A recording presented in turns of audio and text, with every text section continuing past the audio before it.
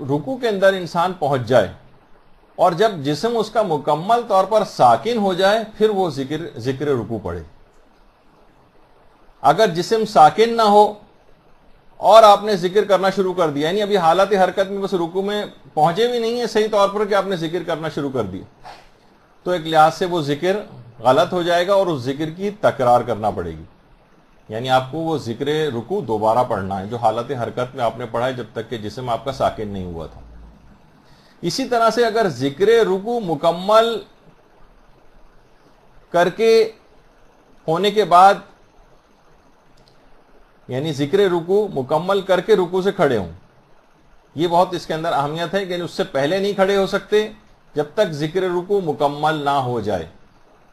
اگر آپ ذکر رکوع مکمل ہونے سے پہلے ابھی سے سبحان ربی العظیم و بحمدہ ابھی پورا ختم بھی نہیں ہوا تھا کہ آپ فوراً کھڑے ہونے کی فکر میں ہو گئیں اور جسم کو حرکت دینی شروع کر دی، تو یہ بھی صحیح نہیں. بلکہ اگر ایسا کیا کہ رکوع کا واجب ذکر پڑھنے کے دوران اگر آپ کھڑے ہوئیں تو اس میں دو مسئلے ہوتے ہیں. یا تو آپ نے جان بوجھ کے ایسا کیا ہے یا آپ نے بھولے سے ایسا کیا. جان بوجھ کر حالت حرکت میں واجب ذکر پڑھتے ہوئے اگر آپ کھڑی ہوئی ہیں تو آپ کی نماز باطل ہے، دوبارہ آپ رکوع بھی نہیں کر سکتے ہیں کیونکہ وہ واجب رکنی ہے، اس کی زیادتی بھی نماز کو باطل کرتی. ہاں البتہ اگر بھولے سے ہو جائے، بے خیالی میں ہو جائے، جلد بازی کی وجہ سے دھیان نہیں رہا آپ کا اور آپ واجب ابھی ذکر ختم نہیں ہوا تھا اور کھڑی ہو گئی تو نماز کو صحیح سمجھا گیا. لیکن جو ساری زندگی ایسے ہی کرتے آ رہے ہیں تو آپ خود سوچئے کہ اس کو تو نہیں کہا جائے گا کہ ساری زندگی بھولتے ہی آ رہے ہیں اس مسئلے کو. تو یہ اس طرح یہ اس کو پریکٹس نہیں بنانا چاہیے. یعنی بالکل آج سے بالکل طمانینت اور اطمینان کے ساتھ جب جسم ساکن ہو جائے اسی وقت رکوع کا ذکر پڑھنا شروع کریں اور اس کے بعد رکوع کا ذکر جب تک مکمل نہ ہو جائے تب تک کھڑے ہونے کی فکر نہ کریں. پھر اس کے بعد بعض اوقات یہ ہوتا ہے کہ رکوع میں آپ ہیں، کوئی شخص آیا آپ کو دھکا دے دیا، اس نے بچہ آیا وہ آ کر ٹکرا گیا آپ سے، کہ آپ کی حالت حرکت میں آپ نے ذکر رکوع پڑھ دیا لیکن کسی دھکے کی وجہ سے یا کسی کے ہلا دینے کی وجہ سے، تو آپ کو اس بات کی سہولت ہے کہ آپ اس ذکر رکوع کو دوبارہ پڑھیں، دوبارہ پڑھ سکتی، بلکہ آپ کو دوبارہ پڑھنا. یعنی اگر کبھی دھکا وغیرہ لگ جائے تو اس ذکر رکوع کو دوبارہ آپ کو پڑھنا ہے. اچھا، اسی طرح سے اگلا مسئلہ یہ ہے کہ رکوع میں کتنا جھکنا واجب ہے. اکثر افراد کو یہ دیکھا گیا ہے کہ بہت ہی معمولی سے جھکتے ہیں. رکوع میں کم سے کم اتنا جھکنا ہے کہ ہاتھ گھٹنوں تک پہنچ سکیں، ہاتھ گھٹنوں تک پہنچ سکیں. اگر ہاتھ گھٹنوں تک نہیں پہنچ رہے ہیں، بہت معمولی سے جھکیں گے، صرف رانوں تک ہاتھ آپ آ رہے ہیں، گھٹنوں تک نہیں پہنچ رہے ہیں، تو یہ کافی نہیں. آپ کو کم سے کم اتنا تو جھکنا ہے کہ ہاتھ گھٹنوں تک پہنچ سکیں. اچھا، پھر ہاتھ گھٹنے پر رکھنے یا نہیں رکھنے، یہ اگلا مسئلہ ہے کہ کیا رکوع میں ہاتھوں کا گھٹنوں پر رکھنا واجب ہے. تو اکثر اور زیادہ تر مجتہدین کا تو نظریہ یہ ہے کہ نہیں، جس میں آغا سیستانی بھی شامل ہیں، کہ ہاتھوں کا گھٹنے کے اوپر رکھنا واجب نہیں. البتہ کچھ علماء ایسے ہیں جو کہتے ہیں کہ نہیں، جیسے کہ خود رہبر معظم، ان کا نظریہ یہ ہے کہ ہاتھوں کو احتیاط یہ ہے کہ گھٹنوں کے اوپر بھی رکھا جائے. تو بہرحال کم سے کم جھکنا اتنا ہے کہ ہاتھ گھٹنوں تک پہنچ سکیں. پھر ہاتھ چاہے ہم لٹکا کے رکھیں، وہ پھر تقلید کا مسئلہ آ جائے گا. آغا سیستانی کے نزدیک آپ کے لیے اجازت ہے، اب ضروری نہیں کہ ہاتھ گھٹنوں پہ رکھیں، البتہ بہتر ہے، زیادہ ثواب ملے گا، یہ الگ ہے. لیکن آپ کو صحیح طور پر پتہ ہونا چاہیے باقاعدہ، کیونکہ کبھی کبھی ایسا بھی ہو سکتا ہے، جیسے کہ آگے چل کر گفتگو میں آئے گا بھی، تو اس مسئلے کی آپ کو افادیت پتہ چلے گی کہ دوران رکوع ہی آپ کو کسی جگہ پہ کھجلی محسوس ہوئی، خارش ہوئی، آپ نے کھجانا شروع کر دی تو ہاتھ گھٹنے سے اٹھ گیا، تو آپ یہ سوچیں گے کہ ارے میری تو نماز باطل ہو گئی. تو یہ دماغ میں اس وجہ سے رہے تاکہ صحیح طور پر مسئلہ پتہ ہو کہ اگر ہاتھ گھٹنے کے اوپر رکھنا کیونکہ واجب نہیں ہے آغا سیستانی کے فتوے میں، تو ایسا کچھ ہو جائے تو نماز آپ کی ٹھیک رہے گی. اچھا، پھر دوران رکوع جیسے کہ ابھی ذکر ہوا کہ کیا ہاتھوں سے کچھ کام کر سکتے ہیں، مثلا کھجانا یا کسی اپنی چادر کو صحیح کرنا یا کوئی اور چیز. تو اس کا جواب ابھی آپ نے سن لیا کہ اپنی تقلید کے مطابق ویسے تو آپ کر سکتی ہیں، لیکن اگر آپ رہبر معظم کی تقلید میں بھی ہیں تو اپنے ہاتھوں کو آپ ذکر کو اپنے روک دیجئے. اور اس کے بعد پھر اپنی چادر کو درست کر لیں یا کھجانا ہو اور اس کے بعد دوبارہ ہاتھ گھٹنوں پہ رکھ کے پھر ذکر رکوع کریں. لیکن آقا سیستانی کے نزدیک تو ویسے بھی اجازت ہے. دوران بھی اگر آپ یعنی اگر زیادہ حرکت جسم نہ کر رہا ہو تو اس دوران کھجانے کی اور کوئی اور بھی اگر کام ایسا جو منافی نماز نہ ہو دوران نماز کیا جا سکتا ہے. اس سے فرق نہیں پڑے گا رکوع میں. اچھا اگر کوئی شخص رکوع کے لیے مکمل طور پر نہ جھک سکے, مثلا کسی بیماری کی وجہ سے, کمر کے درد کی وجہ سے یا آپریشن کی وجہ سے, تو جتنا بھی اس کے لیے ممکن ہو جھکنا وہ جھکے اور اس کے بعد ذکر رکوع پڑھے. البتہ اس کے اندر زیادہ تر میں نے یہ دیکھا ہے کہ معمولی سا کہ جو کہ ایسا کوئی ہلکا پھلکا سا درد ہے, اور آپ کو پتہ ہے کہ اس میں ڈاکٹر حضرات بھی زیادہ تر تقریباً 99.99% جو ہے وہ بالکل دین سے بھی لاپرواہ ہوتے ہیں.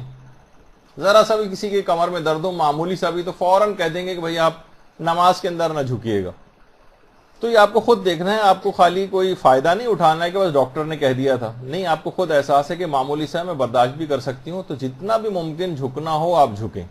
فوراً اس کا فائدہ لینے کی فکر میں نہ ہو جائیں کہ ٹھیک ہے بیٹھ کے نماز پڑھیں گے, کھڑے کھڑے نماز پڑھ لیں گے, رکوع کے اندر جھکیں گے نہیں, کیونکہ جھکیں گے تو معمولی سا بھی اگر درد ہو رہا ہے تو ڈاکٹر نے کیونکہ منع کیا. نہیں, رکوع میں اگر مکمل طور پر نہ جھک سکیں تو جتنا ممکن جھکنا ہو اتنا جھکنا پڑے گا. یہ عام طور پر دیکھنے میں آتا ہے لوگوں کے. اچھا, لیکن البتہ مستحب نمازوں کا مسئلہ الگ ہے. مستحب نمازوں کو رکوع میں جو چلتے پھرتے بھی پڑھی جا سکتی ہیں, سواری کے اوپر بھی پڑھی جا سکتی ہیں مستحب نمازیں. عام طور پر لوگ ڈرائیو کرتے ہوئے جا رہے ہیں یا نوافل تک, مثلا اگر آپ بس میں بیٹھ کر جا رہی ہیں اپنے اسکول و کالج اور مختلف اور جو ادھر ادھر بھی سفر کرنا پڑتا ہے, تو بہت سارے نوافل, نماز شب, دیگر مستحب نمازیں سب بیٹھے بیٹھے بھی ہو سکتی ہیں. 1 گھنٹے کی اگر ڈرائیو ہے, کسی جگہ پہ آپ جا رہی ہیں, ٹیکسی میں جا رہی ہیں, اپنی گاڑی میں جا رہی ہیں, آپ مستحب نماز ٹائم کو بھی اویل کریں. ادھر ادھر بازاروں میں ادھر ادھر دیکھتے ہوئے جانا, دکانوں کو دیکھتے ہوئے, لوگوں کو دیکھتے ہوئے ضروری تو نہیں, اس سے بھی فائدہ اٹھا لینا چاہیے. تو اتنا رکوع اور سجدہ معمولی سے گردن کے اشارے سے بھی کیا جا سکتا ہے, معمولی سے سر کے اشارے سے بھی کیا جا سکتا ہے. رکوع میں جھکیے اور سجدے کے لیے تھوڑا سا زیادہ جھک جائیے. تو آنکھ کے اشارے سے بھی ہو سکتا ہے, اگر تھوڑا سا بھی جھکنا سر کو ممکن نہیں, مثلا ڈرائیو کر رہے ہیں, ذرا سا بھی اگر جھکیں گے تو ہو سکتا ہے کوئی نقصان پہنچنے کا, تو آنکھ کے اشارے سے بھی رکوع اور سجدہ جو کیا جا سکتا ہے. تو مستحب نمازوں کا مسئلہ الگ ہے, واجب نمازوں کا ذرا مسئلہ الگ ہے. مستحب نمازوں میں سہولت وہ زیادہ ہے. اچھا, اسی طریقے سے ذکر رکوع, جس وقت آپ رکوع میں ہوں تو کتنا جسم کو حرکت دی جا سکتی. تو دیکھیے, جسم کو تو کوشش کریں کہ بہت معمولی سی حرکت تو جائز ہے, لیکن اس سے زیادہ بہت زیادہ حرکت ہونا اس کی اجازت نہیں. ہاں, جیسے کوئی مکھی اڑانی ہے, مکھی بار بار تنگ کر رہی ہے, آپ ہاتھ سے اس کو اڑا رہی ہیں اور ہلکا سے جسم حرکت کر رہا ہے. یا مثلا کوئی کیڑا چلتا ہوا آ رہا ہے, لال بیگ چلتا ہوا آ رہا ہے. آپ کو پتہ ہے کہ خواتین جو ہیں وہ چاہے شوہر سے اتنی خائف نہ ہو جتنی لال بیگ سے وہ ہوتی ہیں, تو وہ یا چھپکلی آ رہی ہے مثلا اور آپ کو اس سے خوف محسوس ہو رہا ہے, کوئی اور کیڑا آ رہا ہے, تو اپنے آپ کو ذکر رکوع روک کر تھوڑا سا آگے پیچھے بھی ہو سکتی, لیکن اس وقت ذکر کو روک دینا چاہیے. تو بہرحال معمولی حرکت تو صحیح ہے, لیکن بہت زیادہ حرکت, جیسے کہ اکثر ہم نے نماز جماعت میں لوگوں کو دیکھا ہے کہ باقاعدہ رکوع کی حالت میں اپنے پنجوں کے اوپر اچکتے ہیں. ہاں, حقیقت ہے یہ اکثر نماز جماعت میں بھی دیکھنے میں آتا ہے, اور یقیناً جس وقت وہ فرادہ پڑھتے ہوں گے اس وقت بھی یہ والی غلطی کرتے ہوں گے, اور اس وقت واجب ذکر رکوع بھی پڑھا جا رہا ہوتا ہے. تو پنجوں کے اوپر اچکنا یا اس وقت جسم کو حرکت دینا یا قیام کی حالت میں بھی اس طرح سے واجب ذکر کو, قرات کو انجام دیتے وقت ایسا نہیں کرنا چاہیے. بلکہ اگر جان بوجھ کے اگر وہ ایسا کیا تو ابھی آپ نے جیسے کہ پچھلی دفعہ بھی سنا کہ نماز بھی باطل ہو سکتی, تو یہ نہیں کرنا چاہیے. اچھا, اب بہت سے کچھ مستحبات رکوع کے ایسے ہیں, یہ اس کا بھی خیال رکھ لینا چاہیے کہ انسان کی نگاہ جس وقت وہ رکوع کر رہا ہو اس کے دونوں پاؤں کے درمیان جو جگہ ہوتی ہے کہ کم سے کم 4 پھیلی ہوئی انگلیاں, یعنی ایک تو انگلیوں, چاروں انگلیوں کو اگر آپ ملا لیں اتنی جگہ, اگر ان انگلیوں کو پھیلا لیں, یعنی جس طرح کھولتے ہیں انگلیاں, 4 انگلیوں کو کھولنے کی جگہ کے مطابق یا چلیں ایک والش بھی اگر کر لیا جائے تو اتنی ٹانگوں کے درمیان جو جگہ ہے اس جگہ کو دیکھ. بہت سے لوگ یہ کرتے ہیں کہ رکوع کی حالت میں بھی سجدہ گاہ کو دیکھتے ہیں, کس وقت کہاں پر دیکھنا ہے. جیسے جس وقت قیام کی حالت میں ہو تو انسان کو سجدہ گاہ کو دیکھنا ہوتا ہے, قنوت کی حالت میں ہو تو انسان کو اپنی ہتھیلیوں کی طرف دیکھنا ہوتا ہے, رکوع کی حالت میں ہو تو اپنے دونوں پاؤں کے درمیانی جگہ کو دیکھنا ہوتا ہے, سجدے کی حالت میں ہو تو اپنی ناک کی طرف دیکھنا ہوتا ہے, اور اگر جس وقت آپ تشہد کے اندر بیٹھتی ہیں تو اپنی گود پہ نگاہ جو ہے وہ ہونی چاہیے. تو یہ اس کے کچھ مستحبات وغیرہ ہیں. تو رکوع کے اندر بھی یہی ہے کہ جو بالکل درمیانی جگہ ہو دونوں پاؤں کے درمیان, وہاں پر آپ کو دیکھنا چاہیے.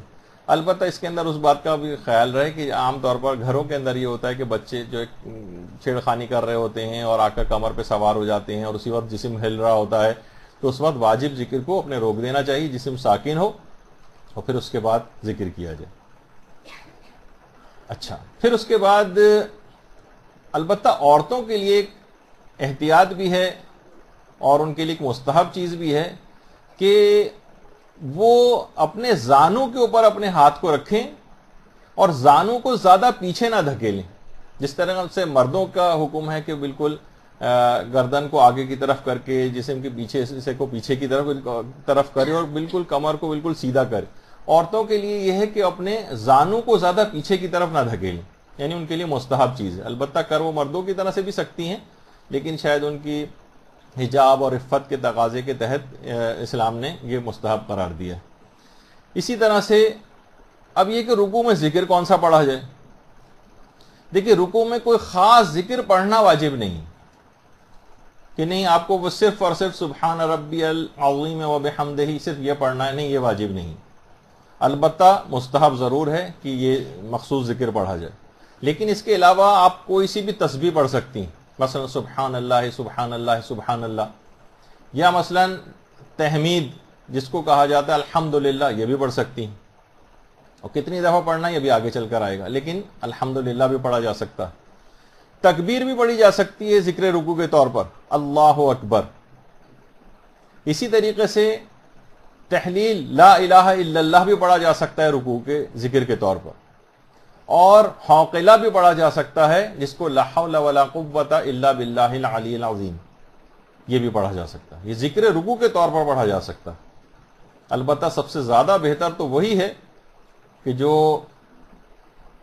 سب سے جو لمبا ذکر ہے سبحان ربی العظیم و بحمدہ, یہ سب سے بہتر. یہ جو یا تو جتنا یہ ذکر ہے لمبائی میں, یا تو کم سے کم اتنا ذکر ہونا چاہیے. اور اگر کوئی چھوٹا ذکر پڑھ رہا ہے تو اس کو 3 مرتبہ پڑھنا پڑے گا. چھوٹا ذکر کو 3 دفعہ پڑھنا ہے. سبحان اللہ سبحان اللہ سبحان اللہ, یہ بھی کافی. الحمدللہ الحمدللہ الحمدللہ, یہ بھی کافی. یا 3 دفعہ لا الہ الا اللہ, یہ ایک پہ اکتفا نہیں کر سکتے. اچھا, بہت سے علماء سے پوچھا گیا الہی العف, کیا یہ ذکر رکوع کے طور پر پڑھ سکتے ہیں؟ جواب آیا کہ نہیں, یہ نہ پڑھیں. کیا صرف اگر ہم درود پڑھیں ذکر رکوع کے طور پر تو کیا کفایت کرے گا؟ مثلا صرف اللہم صلی علی محمد و آل محمد اگر ہم نے پڑھا, درود بھیجیے نا محمد و آل محمد,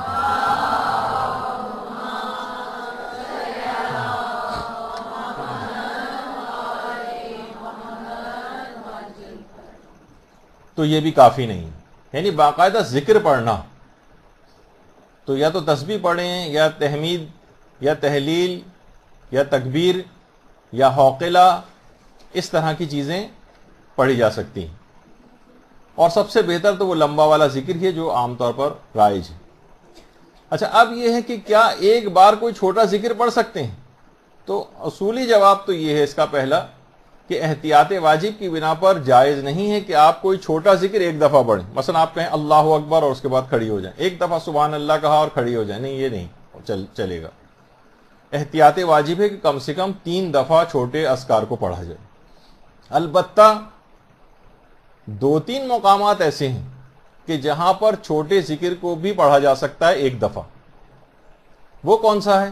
جب وقت بہت کم رہ جائے, بہت ہی کم وقت ہے اور بس 1 منٹ ہے آپ کے پاس, 1 منٹ میں آپ کو 2 رکعت نماز پڑھنا ہے. اب اتنا وقت نہیں کہ ہم ہر ذکر رکوع اور ذکر سجدہ کو 3 بار پڑھیں. یہاں اس موقع پر آپ کو اجازت ہے، بلکہ ہو سکتا ہے واجب بھی آپ کے لیے ہو جائے کہ بس کبھی دوسرا سورہ بھی چھوڑنا واجب ہو سکتا ہے کہ جب صرف سورہ الحمد کے اوپر اکتفا کریں، فوراً رکوع میں جائیں کیونکہ وقت بہت کم ہے، ایک مرتبہ صرف جو ہے سبحان اللہ کہہ دیں، سجدے میں جائیں ایک دفعہ سبحان اللہ یا اللہ اکبر یا الحمدللہ کہہ دیں اور کھڑے ہو جائیں. یعنی جب نماز کا وقت تنگ ہو اور نماز قضا ہونے والی ہو. البتہ اگر 2-3 منٹ بھی ہیں تو پھر اس کی اجازت نہیں ملے گی، کیونکہ مثلا 2 رکعت ہے یا 4 رکعت ہی نماز بھی ہے، وہ آرام سے 3 منٹ میں ہو سکتی اور اس کے اندر 3 مرتبہ پڑھا جا سکتا ہے، تو پھر آپ کو اختیار نہیں ہوگا اس میں. یا مثلا دوسرا موقع ہے کہ جب چھوٹے ذکر کے اوپر اکتفا کیا جا سکتا ہے ایک بار بھی، وہ ہے کہ جب انسان مریض ہو، مثلا اس کو اتنا زیادہ لمبی دیر کے لیے جھکنا ممکن نہیں.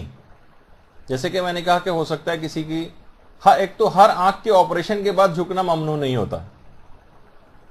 دیکھیں عام طور پر ٹھیک ہے کچھ لوگ احتیاط بتا دیتے ہیں، عام طور پر جیسے کہ نماز نہ پڑھیے گا، اکثر لوگ جن کا بھی ذرا سا بھی جیسے عام طور پر کیٹریکٹ کا جن کا آپریشن ہوتا ہے، وہ پتہ نہیں کتنے دن تک اسی طریقے سے مہینے بھر تک ایسی نمازیں پڑھتے رہتے ہیں کہ ہمیں تو جھکنے کو منع کیا، جبکہ ہو سکتا ہے کہ صرف وہ احتیاط فقط 1 دن کی حد تک ہو.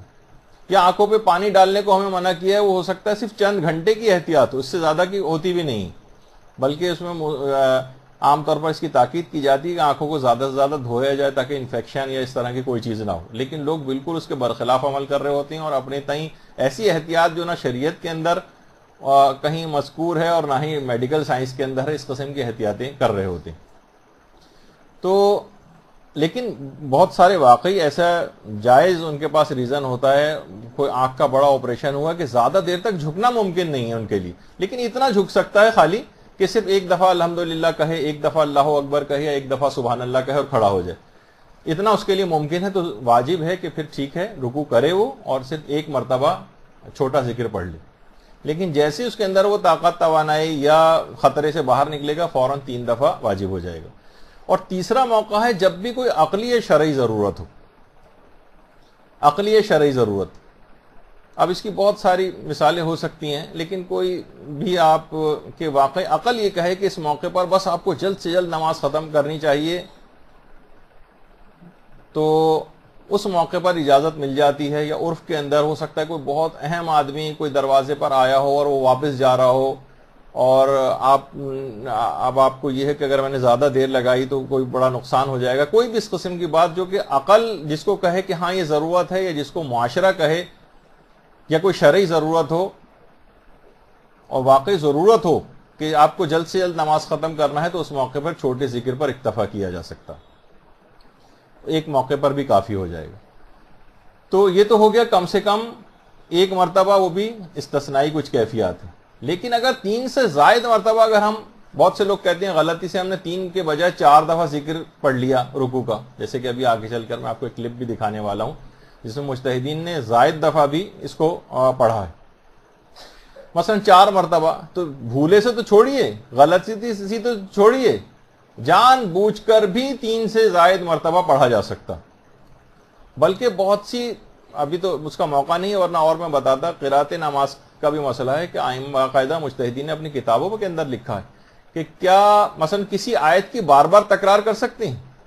مثلا بہت ساری نمازیں ایسی ہیں، چند ایک کی جس کے اندر مثلا ایاک نعبد و ایاک نستعین کی 70 دفعہ پڑھنا ہوتا، تو ائمہ کی 70 دفعہ یا 100 دفعہ یا اس طرح سے ائمہ کی اپنی سیرت میں ملتا ہے کہ نماز واجب تک کے اندر کسی بھی ایک آیت کی بار بار تکرار کیا کرتے تھے، یہاں تک کہ 70 یا 100 دفعہ بھی تکرار کرتے تھے جان بوجھ کر بھی. البتہ وہ واجب کی نیت سے نہیں ہوگا، بلکہ اسی ایک آیت کی تکرار کے طور پر، یعنی یہ دماغ میں نیت یہ ہونی چاہیے کہ نہیں میں واجب کی نیت سے یہ کام نہیں کری کہ نماز میں واجب ہے کہ 70 دفعہ پڑھا جائے. یعنی اس طرح کی کوئی خصوصیت اگر وہ نہ کرے اور اس کے ثواب لینے کے لیے اس کی تکرار کرے قصد قربت مطلقہ وغیرہ کی نیت سے، تو اس لحاظ سے جائز ہو جاتا ہے اس کو تکرار کرنا. تو اسی طرح سے ذکر رکوع اور ذکر سجدہ وغیرہ بھی کہ اگر 3 سے زائد کتنی ہی دفعہ چاہیں آپ اس کو پڑھ لیں، اس سے فرق نہیں پڑتا، جان بوجھ کے بھی ایسا کیا جا سکتا ہے. البتہ اس کے اندر ایک ثواب کا پہلو یہ ہے کہ اگر اس میں آپ طاق عدد کو ملحوظ خاطر رکھیں، مثلا 3، 5، 7 جو طاق عدد ہے اس کے اندر پڑھیں تو ثواب زیادہ ہے. لیکن اگر آپ نے کوئی حساب کتاب نہیں رکھا اور بس پڑھتی چلی جا رہی ہیں, دل آپ کا چاہ رہا ہے کہ زیادہ سے زیادہ پڑھیں, 15 دفعہ 20 دفعہ 50 دفعہ 100 دفعہ, تو اس کی آپ کو اجازت ہے. اچھا, کیا اس بات کی اجازت ہے کہ ہم واجب ذکر رکوع سے پہلے یا اس کے بعد میں بھی کچھ اور چیز پڑھ لیں؟ مثلا کچھ اور اذکار پڑھ لیں, مثلا سبحان اللہ سبحان اللہ سبحان اللہ پڑھا, پھر سبحان ربی العظیم و بحمدہ پڑھا, اس کے بعد پھر درود پڑھا, پھر اس کے ساتھ کوئی اور دعا بھی ایڈ کر لی. کیا اس کی اجازت ہے؟ تو یہ ہے کہ جی ہاں, اس کی اجازت ہے, ایسا کیا جا سکتا ہے. اور بلکہ اگر کچھ اس موقع پہ آپ کو کوئی کلپ بھی اگر دکھا دیا جائے اس کا تو وہ زیادہ, اب آپ دیکھیے گا کہ علماء کس طریقے سے ان اذکار کو پڑھ رہے ہیں. اللہ اکبر سبحان ربی العظیم و بحمدہ اللہم صلی علی محمد و آل محمد سمع اللہ لمن حمدہ اللہ اکبر سبحان ربی العظیم و بحمدہ اللهم صل على محمد وآل محمد سمع الله لمن حمده سبحان ربي العظيم وبحمده سبحان الله سبحان الله سبحان الله رب صل على سمع الله أكبر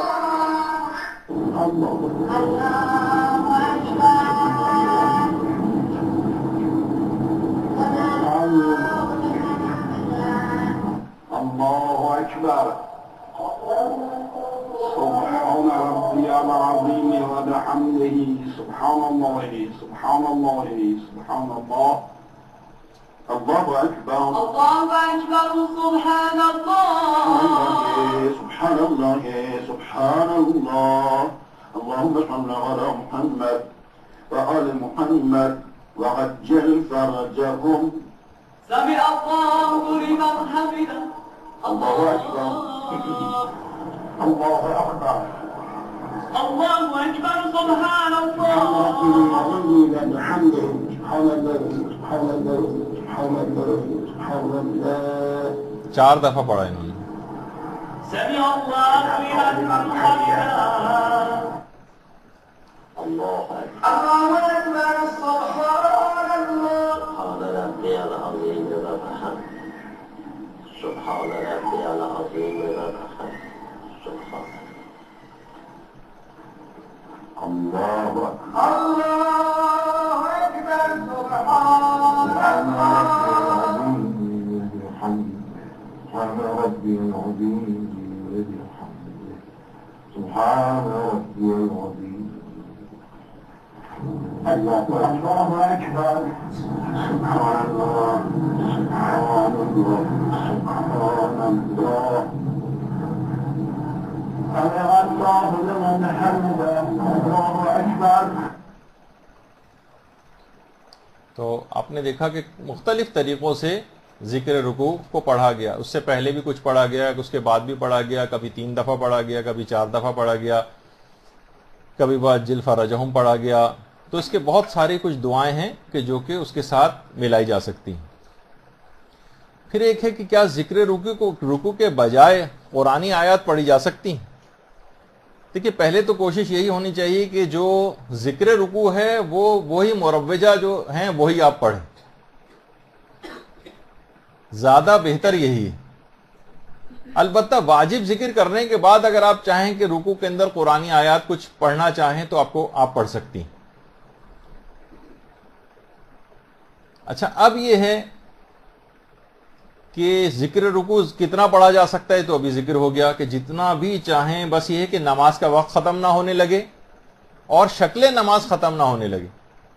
بعض اوقات ہوتا ہے نا کہ مثلا 3 گھنٹے کا بل تو ممکن نہیں ہے, لیکن بالفرض کو اتنا لمبا رکوع کرتا چلا گیا کہ اس کی شکل نماز ختم ہوئی جا رہی,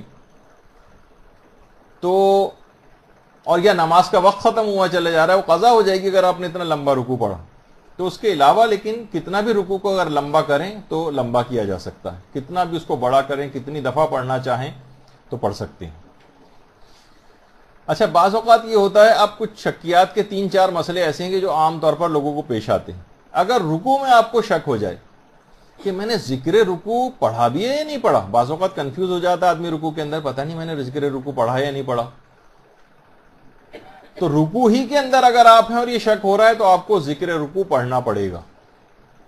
آپ یہ نہیں کہہ سکتی اتنی دیر ہو گئی اب تو پڑھ ہی لیا ہوگا, نہیں, اگر رکوع میں شک ہو رہا ہے کہ میں نے ذکر رکوع پڑھا ہے یا نہیں پڑھا تو آپ کو ذکر رکوع پڑھنا. اگر رکوع کے بعد یہ شک ہو کہ میں نے ذکر رکوع پڑھا تھا یا نہیں پڑھا تھا, مثلا آپ کھڑی ہو گئی اور اب شک ہو رہا ہے کہ پتہ نہیں میں نے ذکر رکوع پڑھا یا نہیں پڑھا, سمجھ لیں کہ پڑھ لیا اور نماز کو آگے جاری رکھیں. اب آپ کو پیچھے جانے کی نہ ضرورت ہے نہ اجازت. پھر اگر یہ ہو کہ رکوع کے دوران ہی آپ کو شک ہو جائے کہ شاید میں نے ذکر رکوع صحیح نہیں پڑھا, بعض اوقات یہ ہوتا ہے کہ آپ نے ذکر رکوع پڑھنی, اچانک سے کہیں شور کی آواز آئی, گاڑی نے ہارن بجایا کہ آپ کی اپنی آواز غائب ہو گئی کہ سمجھ میں نہیں آیا کہ میں نے صحیح پڑھا یا نہیں پڑھا. تو آپ اگر ایسا کچھ ہے, شک ہو کہ میں نے صحیح پڑھا ہے یا نہیں پڑھا تو اور رکوع کے اندر ہی ہیں تو آپ اس کو دوبارہ پڑھ لیں اس ذکر کو. اور اگر رکوع کے بعد یہ شک ہو کہ شاید ذکر رکوع میں نے صحیح نہیں پڑھا تھا تو پھر نماز کو جاری رکھنا, نماز کو جاری رکھیں اور پیچھے کی طرف توجہ نہ دیں. بعض اوقات یہ بہت چھوٹے چھوٹے مسئلے ہیں لیکن رکوع کے اندر پیش آ جاتے ہیں. البتہ رکوع کے اندر اس بات کا بھی خیال رکھیں کہ جو بھی ذکر آپ پڑھیں اس کو صحیح تلفظ کے ساتھ پڑھنا ضروری, صحیح تلفظ ہونا چاہیے. سبحان اللہ یا سبحان ربی العظیم وبحمدہ, اس میں ہا جو ہے وہ صحیح نکلنا چاہیے اور جو دیگر حروف ہیں وہ بالکل صحیح نکلنے چاہیے. عام طور پہ ہوتا ہے سبحان اللہ سبحان اللہ سبحان اللہ, یہ کیا ہے, اس کے اندر نہ ہا صحیح نکل رہا ہے نہ کوئی اور ہے. یا سبحان ربی العظیم ہے, اس میں پتہ چلا زے آ رہی ہے یا زال آ رہی ہے, تو آپ کو یہ دیکھنا ہے کہ حرف جو ہے وہ کون سا ہے, اس کی صحیح آواز کیا ہے. جب بھی عام طور پر جو نئے نئے جن کی قرات وغیرہ صحیح نہیں ہوتی, قرات وغیرہ, تو ان کو یہ کہا جاتا ہے کہ پھر آپ سبحان اللہ سبحان اللہ سبحان اللہ یہ 3 دفعہ پڑھ لیں, کم سے کم اس میں ہا ایک صحیح طور پر نکل آئے. کیونکہ اس کے اندر جب اگر آپ پورا بڑا والا ذکر عام طور پر پڑھتی ہیں تو اس کے اندر اور حروف ایسے ہیں کہ جن کے تلفظ عین کا صحیح نہیں ہے یا اور صحیح حروف جو ہے وہ صحیح نہیں بولے جا رہے ہیں, تو اس کے اندر یہ مسئلہ پیش آ سکتا ہے. تو صحیح تلفظ ہونا چاہیے. اچھا ایک مسئلہ ایک اور ہے کہ کیا لوگ کہتے ہیں کہ اکثر ہم سے غلطی ہو جاتی ہے پڑھنے میں کہ رکوع کے بجائے سجدے کا ذکر اور سجدے کے اندر رکوع کا ذکر پڑھ دیتے ہیں. رکوع میں مثلا سبحان ربی الاعلی وبحمدہ پڑھ دیا اور سجدے میں جا کر رکوع کا ذکر پڑھ دیا سبحان ربی العظیم وبحمدہ والا, وہ ذکر پڑھ دیا. تو کیا اس کی اجازت ہے, یا تو غلطی سے ایسا ہو جائے یا جان بوجھ کے بھی اجازت ہے یا اجازت نہیں؟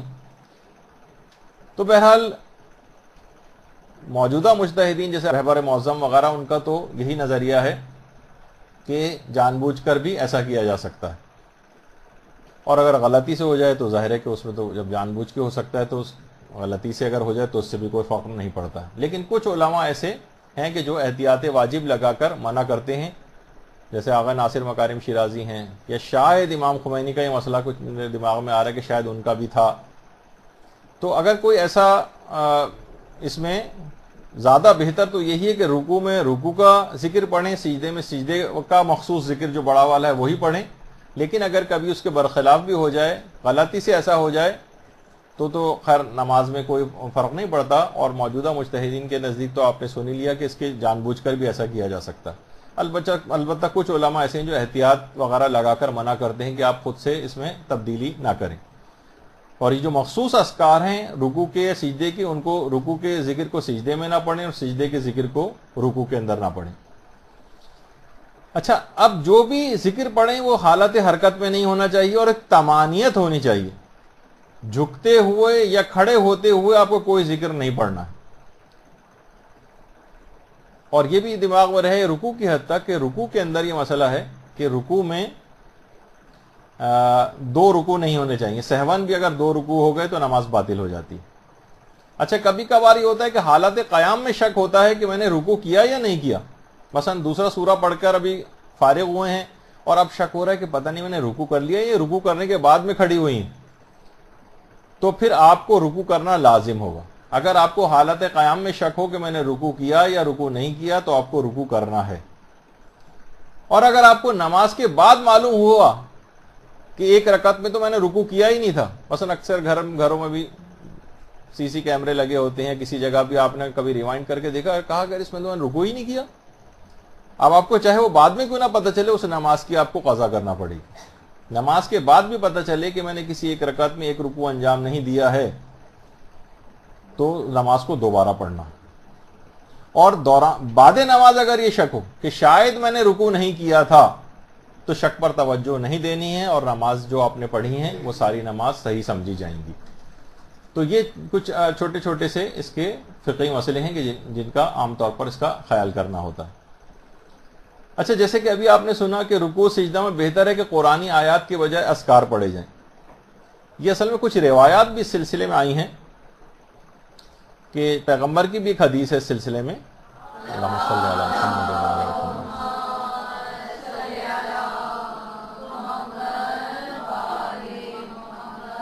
کہ مجھے رکوع میں اور سجدے میں قرآن پڑھنے سے منع کیا گیا، لہذا رکوع میں خدا کی تعظیم بجا لاؤ اور سجدے میں زیادہ سے زیادہ دعا کیا کرو، سجدے میں جو دعا کرو گے وہ مستجاب ہوگی۔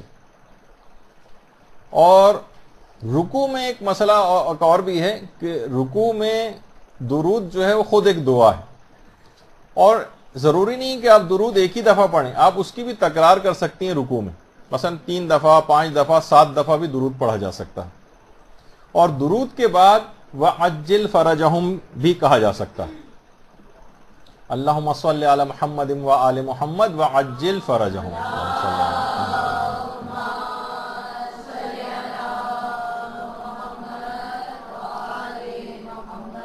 کچھ علماء اور مراجع نے رکوع میں کچھ خاص دعا پڑھنے کی تاکید بھی کی، جیسے کہ خود آیت اللہ مرشی نجفی نے جو وصیت نامہ اپنے بیٹے محمود مرشی کے نام لکھا ہے، وہ جو پیچھے تصویر ہے آیت اللہ مرشی نجفی کی ہے، اور ان کے اپنے بیٹے آغا محمود مرشی، ان کے نام جو وصیت نامہ لکھا تھا اس میں آغا مرشی نے وصیت کی تھی کہ بیٹا ہر رکعت کے رکوع میں، ورنہ جو آخری رکعت ہو اس کے رکوع میں اس دعا کو تم ضرور پڑھنا، اللہم صلی علی محمد وآل محمد وترحم علی اجزنا واغثنا بحقہم، ہے کے اوپر زبر نہیں ہے بلکہ یہاں پر جزم، وترحم علی اجزنا واغثنا بحقہم، کہ اے پروردگار درود پڑھنے کے بعد اس عاجز کے اوپر، ناتوان کے اوپر رحم فرما، اور محمد و آل محمد کے واسطے اور وسیلے سے میری مدد فرما۔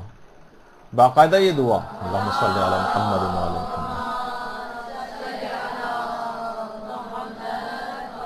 آیت اللہ مرشی نجفی نے یہ دعا پڑھنے کی تاکید اپنے بیٹے کو کیوں کی ہے وصیت نامے میں؟ اس کی وجہ یہ ہے کہ آیت اللہ مرشی نجفی کو یہ تاکید امام زمانہ علیہ السلام نے کی تھی۔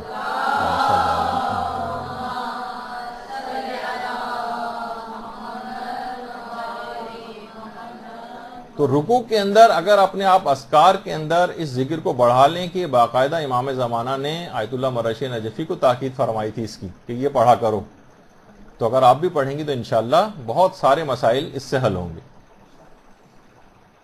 اچھا، پھر ایک مسئلہ ایک اور بھی ہے کہ رکوع میں کیا لعن پڑھی جا سکتی ہے محمد و آل محمد کے دشمنوں کے اوپر؟ تو جواب ہے کہ جی ہاں، پڑھی جا سکتی ہے۔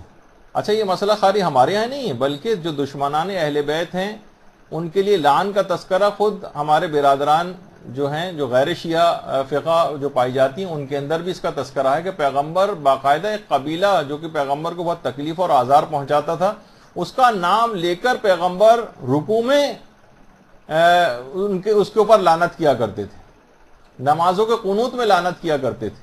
بہت ساری روایت ہیں جس کو ابھی تو پڑھنے کا وقت نہیں ہے اس کا، لیکن الگ سے بھی اس کا تذکرہ آیا۔ تو محمد و آل محمد کے جو دشمن ہیں ان کے اوپر لعنت کرنا، البتہ اس کے اندر وہ ان چیزوں کا خیال رکھنا چاہیے کہ ایسا کچھ نہ ہو کہ اس کو جیسے کہ آج کل بہت ساری سازشیں ہو رہی ہیں اور اس کو فرقہ واریت اور اس کے طور پر ابھارا جائے، اور مسلمانوں کے جو مقدسات ہیں ان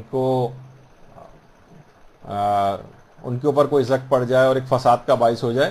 لیکن کیونکہ لعن کے معنی صرف دشمنان اہل بیت سے رحمت خدا کے دور ہونے کی دعا کرنا، لعن کے یہ معنی، اس کے معنی کبھی بھی گالیاں نہیں ہوتے، اس کے معنی کبھی بھی کوئی ایسا الفاظ نہیں ہوتے کہ جس سے فتنہ و فساد برپا ہو جائے. اور یہ والی چیز لعن، یہ تو آپ دوسروں کو بھی دکھا سکتی ہیں کہ دیکھیں آپ کی اپنی روایات کے اندر ہے کہ پیغمبر باقاعدہ لعن یعنی رحمت پروردگار کی دوری کے لیے باقاعدہ دعا یا بد دعا کیا کرتے تھے ان افراد کے لیے. اور دیکھیے اتنا زیادہ اہمیت ہے اس رکوع کی کہ عرفہ پوری رات رکوع کے اندر گزارتے تھے، اور یعنی کثرت سے جتنے بھی اذکار اور دعائیں جو کہ رکوع کے اندر پڑھی جا سکتی ہیں وہ سب رکوع کے اندر بھی پڑھتے تھے.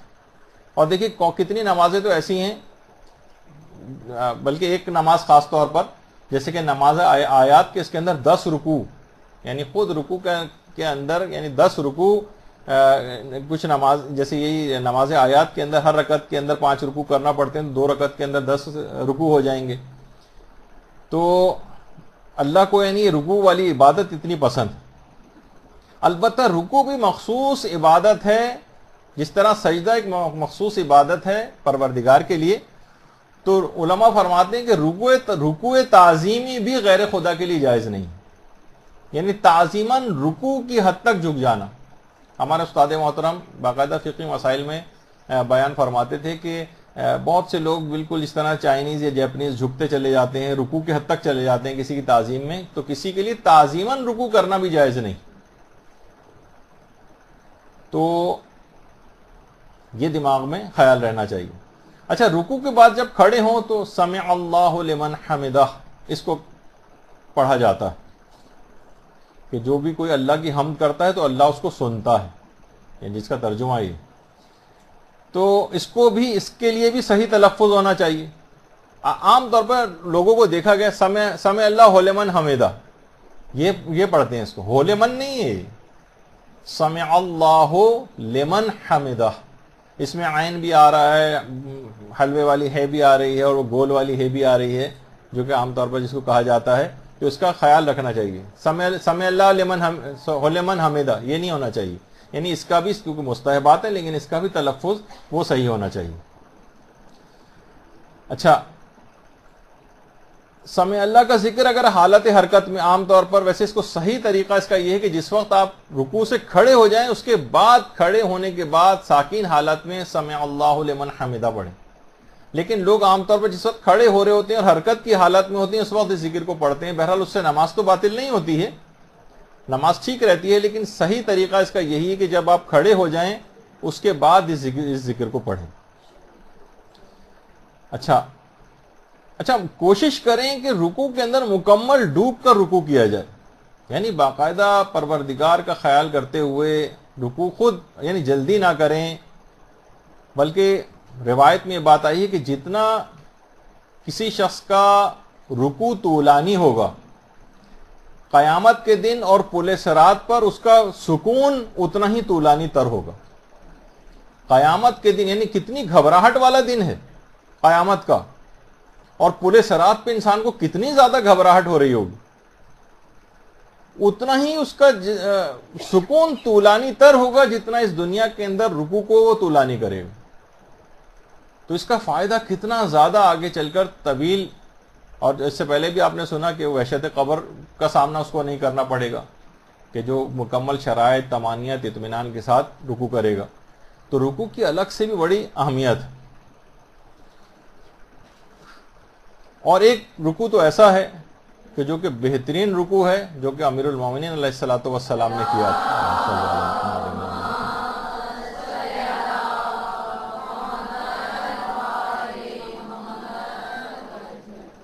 جو حالت رکوع میں زکوٰۃ دی تھی، یہ ایک ایسا رکوع ہے تاریخ کے اندر کہ نہ اس سے پہلے کبھی ایسا رکوع کیا گیا، اور جنہوں نے بعد میں بھی کرنے کی کوشش کی تو ان کی نہ صرف فضیحت ہی ہوئی ان کی اور مذمت ہی کی گئی، لیکن امیر المومنین کا جو اخلاص کے ساتھ حالت رکوع میں زکوٰۃ دینے والا رکوع ہے، یہ قیامت تک یاد رکھا جائے گا. برحمتك يا أرحم الراحمين وصلى الله على محمد وآله الطاهرين.